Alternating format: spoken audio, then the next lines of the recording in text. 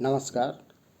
भारत की महामहिम राष्ट्रपति श्रीमती द्रौपदी मुर्मू जी द्वारा बजट सत्र पर अभिभाषण। माननीय सदस्यगण, संसद के इस समवेत सत्र को संबोधित करते हुए मुझे हार्दिक प्रसन्नता हो रही है। कुछ ही महीनों पहले देश ने अपनी आज़ादी के 75वें वर्ष पूरे करके आज़ादी के अमृतकाल में प्रवेश किया है। आज़ादी के इस अमृतकाल में हजारों वर्षों के गौरवशाली अतीत का गर्व जुड़ा हुआ है। भारतीय स्वतंत्रता संग्राम की प्रेरणाएं जुड़ी हैं और भारत के स्वर्णिम भविष्य के संकल्प जुड़े हैं।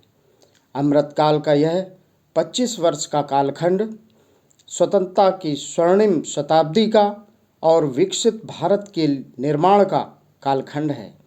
यह 25 वर्ष हम सब के लिए, देश के प्रत्येक नागरिक के लिए कर्तव्यों की पराकाष्ठा करके दिखाने के हैं। यह हमारे सामने युग निर्माण का अवसर है और हमें इस अवसर के लिए 100% सामर्थ्य के साथ हर क्षण कार्य करना है। हमें 2047 तक ऐसे राष्ट्र का निर्माण करना है जो अतीत के गौरव से जुड़ा हो और जिसमें आधुनिकता का हर स्वर्णिम अध्याय हो। हमें ऐसा भारत बनाना है जो आत्मनिर्भर हो और जो अपने मानवीय दायित्वों को पूरा करने के लिए भी समर्थ हो। हमें ऐसा भारत जिसमें गरीबी न हो, जिसका मध्यम वर्ग भी वैभव से युक्त हो। ऐसा भारत जिसकी युवा शक्ति और नारी शक्ति समाज और राष्ट्र को दिशा देने के लिए सबसे आगे खड़ी हो। इसके युवा समय से 2 कदम आगे चलते हों।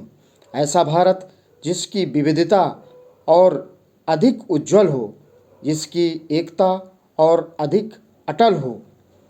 2047 में देश जब इस सच्चाई को जीवंत करेगा तो निश्चित रूप से उस भव्य निर्माण की नींव का अवलोकन और आकलन भी करेगा। तब आज़ादी के अमृतकाल की इस प्रथम बेला को एक अलग आस्था के साथ देखा जाएगा। इसलिए आज अमृतकाल का यह समय, यह कालखंड बहुत ही महत्वपूर्ण हो गया है।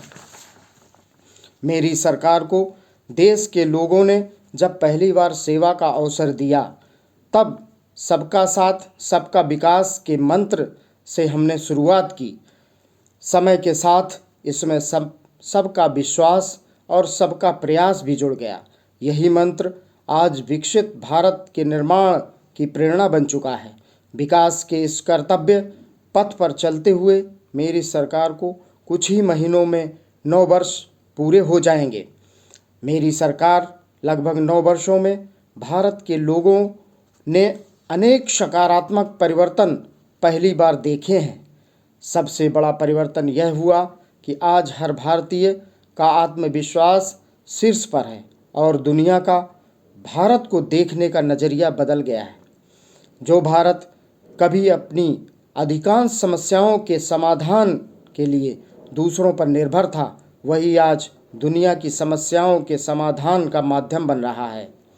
जिन मूल समस्याओं के लिए देश की एक बड़ी आबादी ने दशकों तक इंतजार किया, वे इन वर्षों में उसे मिली हैं। जिस आधुनिक इंफ्रास्ट्रक्चर की हमने कभी कामना करते थे, वह इन वर्षों में देश में बनना शुरू हुआ है। आज भारत में एक ऐसा डिजिटल नेटवर्क तैयार हुआ है जिससे विकसित देश भी प्रेरणा ले रहे हैं। बड़े बड़े घोटालों, सरकारी योजनाओं में भ्रष्टाचार की जिन समस्याओं से देश मुक्ति चाहता था, वह मुक्ति अब देश को मिल रही है। पॉलिसी पैरालिसिस की चर्चा से बाहर आकर आज देश की पहचान तेज विकास और दूरगामी दृष्टि से लिए गए फैसलों के लिए हो रही है। इसलिए हम दुनिया की 10वें नंबर की अर्थव्यवस्था से 5वें नंबर पर पहुंच गए हैं। यही वो नींव है जो आने वाले 25 साल में विकसित भारत के निर्माण के आत्मविश्वास को बुलंद करती है। माननीय सदस्यगण, भगवान बसवेश्वर ने कहा था, काय कवे कैलाश, अर्थात कर्म ही पूजा है, कर्म में ही शिव है। उनसे उनके दिखाए मार्ग पर चलते हुए मेरी सरकार राष्ट्र निर्माण के कर्तव्य को पूरा करने में तत्परता से जुटी है। आज भारत में एक स्थिर, निडर, निर्णायक और सब बड़े सपनों के लिए काम करने वाली सरकार है। आज भारत में ईमानदार का सम्मान करने वाली सरकार है। आज भारत में गरीबों को स्थायी समाधान और स्थायी सशक्तिकरण के लिए काम करने वाली सरकार है।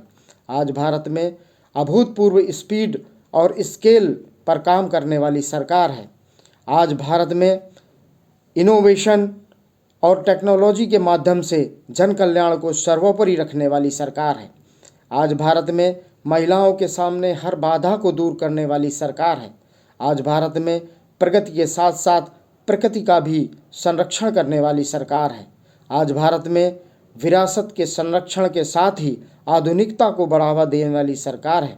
आज भारत में अपनी वैश्विक भूमिका को लेकर आत्मविश्वास से आगे बढ़ने वाली सरकार है। माननीय सदस्यगण, मैं आज इस सत्र के माध्यम से देशवासियों का आभार व्यक्त करती हूँ कि उन्होंने लगातार 2 बार एक स्थिर सरकार को चुना। मेरी सरकार ने देश हित को सदैव सर्वोपरि रखा है। रणनीति में संपूर्ण परिवर्तन की इच्छा शक्ति दिखाई है। सर्जिकल स्ट्राइक से लेकर आतंकवाद पर कठोर प्रहार तक, LOC से लेकर LAC तक, हर दुस्साहस के कड़े जवाब तक, आर्टिकल 370 को हटाने से लेकर 3 तलाक तक मेरी सरकार की पहचान एक निर्णायक सरकार की हो रही है। स्थिर और निर्णायक सरकार होने के लाभ हमें 100 साल की सबसे बड़ी आपदा और इसके बाद बनी परिस्थितियों से निपटने में मिल रहा है। दुनिया में जहाँ भी राजनीतिक अस्थिरता है, वे देश भीषण संकटों से घिरे हैं, लेकिन मेरी सरकार ने राष्ट्रहित में जो भी निर्णय किए हैं उससे भारत बाकी दुनिया से बहुत बेहतर स्थिति में है। माननीय सदस्यगण, मेरी सरकार का स्पष्ट मत है कि भ्रष्टाचार लोकतंत्र का और सामाजिक न्याय का सबसे बड़ा दुश्मन है। इसलिए बीते वर्षों से भ्रष्टाचार के विरुद्ध निरंतर लड़ाई चल रही है। हमने सुनिश्चित किया है कि व्यवस्था में ईमानदार का सम्मान होगा। भ्रष्टाचारियों के लिए समाज में किसी प्रकार की सहानुभूति न हो, इसके लिए सामाजिक चेतना भी देश में बढ़ रही है। बीते वर्ष में भ्रष्टाचार मुक्त इकोसिस्टम बनाने की दिशा में बेनामी संपत्ति अधिनियम को नोटिफाई किया गया। आर्थिक अपराध कर फरार हुए व्यक्तियों की संपत्ति जब्त करने के लिए फ्यूगेटिव इकोनॉमिक ऑफेंडर्स एक्ट पारित किया गया। सरकारी कामों में पक्षपात और भ्रष्टाचार के चलन को भी खत्म करने के लिए प्रभावी सिस्टम बनाया गया है।